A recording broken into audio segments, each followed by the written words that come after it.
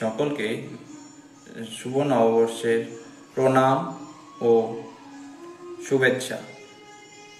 আপনারা কি জানেন এটাকে আমরা হাত জোর করে প্রণাম কেন করি?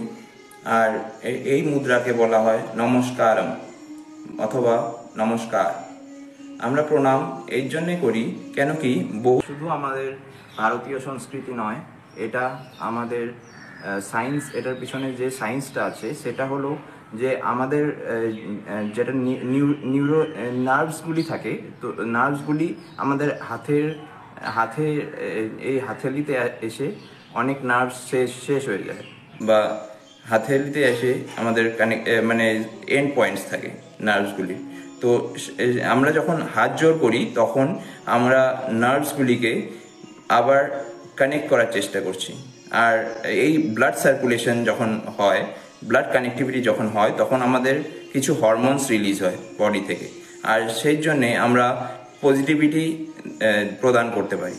আর অন্যজন যারা থাকে ওনাদেরকে আমরা পজিটিভিটি আর ইনফ্লুয়েন্স করতে পারি। তাই আমরা নমস্কারম করি। হরে কৃষ্ণ, নমস্কারম।